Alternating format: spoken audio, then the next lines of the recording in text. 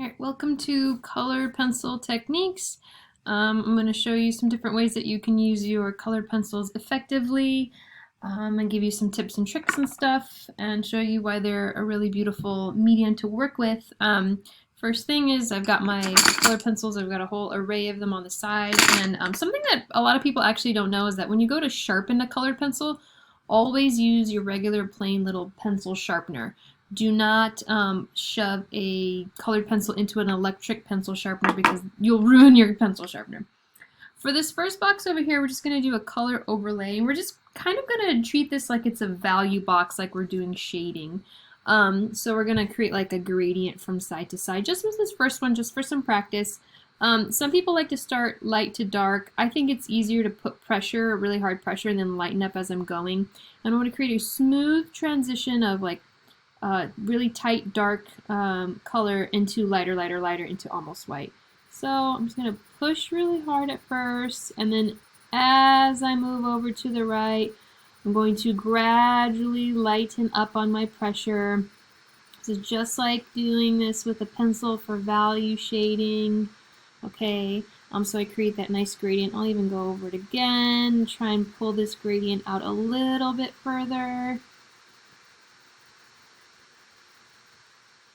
And lighter and lighter and lighter and lighter until my pencil is barely touching the page, and then there we go. Okay, for this this box right here, I'm going to do two colors because part of the beauty of colored pencils is that they can layer over each other, and you can see two. They kind of blend in your eye, but then at the same time you can see the two colors kind of just dancing with each other. I'm going to go with blue and a green. So I'm going to do the same kind of thing this side. I'm going to create that gradient again. I'm going to push real hard at first and then ease up on my pressure as I move over to the right. And easing up, I'm easing up, I'm easing up on my pressure. I like to think of this like when you, in your car and you're driving and you go to brake. You want to create a nice smooth transition of braking. You don't want to stomp on your brakes.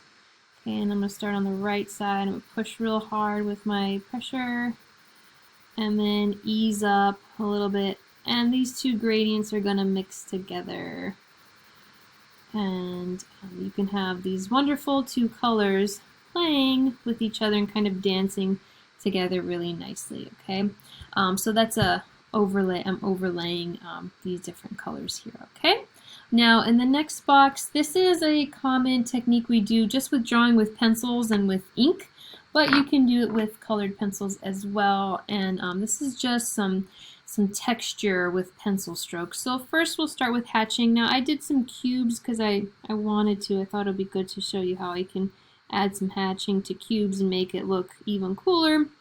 Hatching is just little lines. I'm just outlining my little cube there. And by adding little straight lines, flat lines, it can kind of add a little bit of value to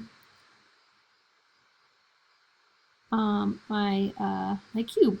Okay, and I just follow the form. The cube is made up of flat sides, so my hatching goes along with the lines that you see on the cube. I'll zoom in a little later. Cross hatching is similar, except the lines are going to go two directions, and they're going to be perpendicular to each other. So I'm going to outline this with this really great color. Again, I'm going to start with hatching again. Okay. And then I'll come in with a different color and hatch the opposite way so it's perpendicular. Okay, and now it kind of looks like I have this little wooden crate made out of like hay or something like that. See? Add some texture. Okay. You know what? Just for the sake of it, just so that you can really see, hatching is just straight lines that go in one direction. And again, cross hatching is lines go in one direction and then lines that go in another direction, just like that. Okay. Scumbling is a technique I've been using a lot lately in my own illustrations that I do in my own work. Okay. So I like scumbling more for stuff that looks a little bit more round and a little bit more messy, although it can kind of look feathery and light as well if you want it to look that way. Maybe I'll go in with the green. And scumbling is just, it's almost a circular motion, but it can be a little bit messy as well, which is kind of fun. So, adding scumbly texture to this, it'll make this sphere have a texture of kind of like fluffiness and flowiness. It's kind of interesting. It's kind of cool. Alright, so there we go. Try to zoom in. There we go. So you see that scumbly texture. It's really, really fun to scumble. It's one of my favorite things to do. In fact, I went to Santa Clara University, and in the bookstore they had notebooks that said I love SCU on it, Santa Clara University. Well, I added MBLE to it, so it said I love scumbling, or I love scumbling, because I love to scumble so much, and I was an art major. Okay, so burnishing and blending. We're gonna skip this box because I'm doing this at home and I don't have a blender pencil or a blender marker. But burnishing just kind of means building up your colored pencil so that the paper kind of absorbs all your colored pencil and then it can't take anymore. So I'm gonna go in with this. And okay, so I'll start coloring in like a little circle, okay, right now. And you can still see some of the paper shining through. You can still see some of the tooth of the paper. But the more I go and the harder and harder I push, okay, the paper is going to kind of absorb the colored pencil and it's not going to be able to take anymore. In fact, I'm going to do one more coat and I'm going to push harder and harder. Okay. And you don't really burnish until you're totally good with your color and you're happy where it is. It's like the paper, if I no matter how much more I try to color on top of that, it won't take it because the color's done. And it also creates kind of a shiny texture on top of the colored pencil there. I could do it with two colors. Okay, do like green and brown. Okay.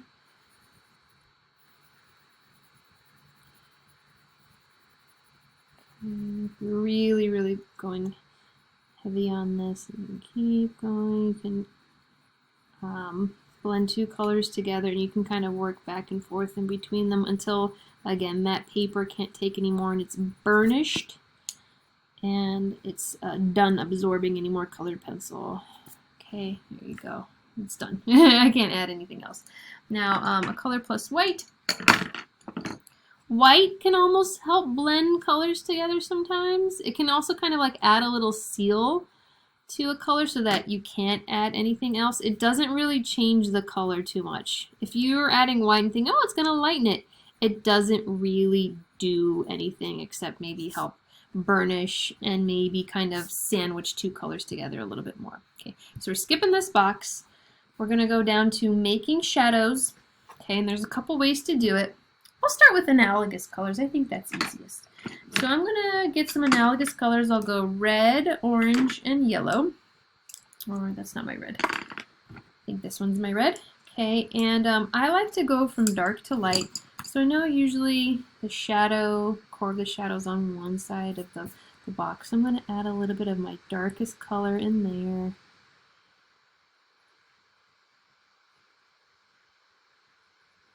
Slowly but surely. I'm doing this a little fast.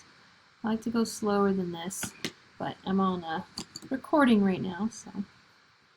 Okay, and then as I get closer and closer to where I know that highlight is going to be, then I'll go lighter and lighter until I get to my lightest color. And the thing about working with colored pencils is that you really go back and forth between them. So you don't just do one color in one shot. You keep layering. And then as you layer, you get to push harder and harder and really kind of get rid of just the white of the paper.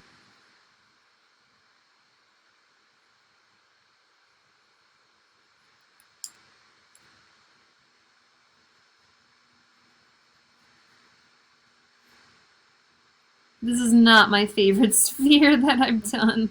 Well, I'm doing this at nighttime and it's a little bit dim in here, but you can kind of see how it transitions from red to orange to yellow, and maybe I'll do a better job on the little cast shadow over here. It goes from darker to lighter. So, start with the red, and then I can transition it into some orange, and then maybe a little bit of yellow. Okay, I like to use complementary colors. That's a real deal thing I'm saying, not just because I kind of messed up on this one, but okay, so if my sphere is like orange, then the complementary color to orange is blue.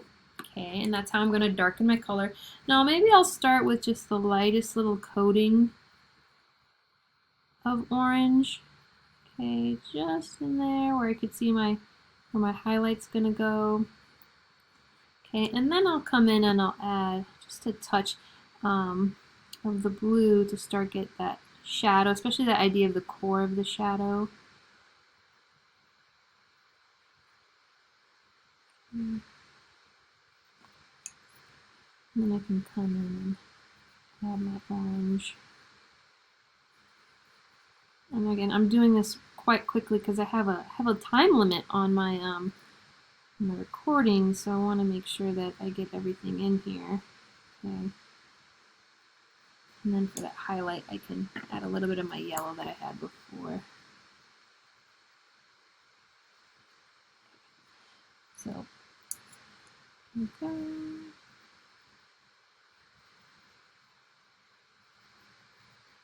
So you can start to see how you can use a complementary color to create a shadow. Now, I'm going to get down here first because I'm running out of time.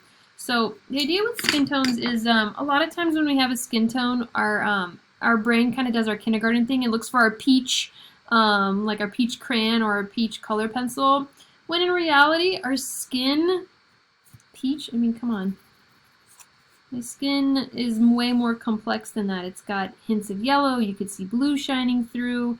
When I'm blushing or something, I used to get really nervous for presentations and I'd blush. You know, my cheeks would get red. So we have lots of undertones to our skin because of our blood that runs through us. Our blood in our veins is actually blue. And then sometimes our blood is kind of red in our face. So what you want to do is you want to take your skin tone colors that you would use, like tans and peaches and stuff like that, and you could underlie other colors so that you do get those variations. So if I have a cool skin tone, and you will see this, some people really do have bluish and even purplish tones in their skin. So you just put ever so slightly a little bit of a cool color down, like I'm using this light blue here because it reminds me of the blue in my veins. And then I can kind of come in with my actual skin tones that match my skin a little bit more, and then I'll have a complex skin tone, which is how it is in real life. We do not match that peach color in the Crayola box, I'm sorry, okay? The warm skin tones, then you can come in with some red. Like we said, sometimes we blush. Some people are very, very rosy. I had a friend in high school, he always had rosy cheeks. Okay, so you come in underneath with that. And then you can come in and, so I got some warm tones right there, and then I can come in with my skin colors and kind of overlay it.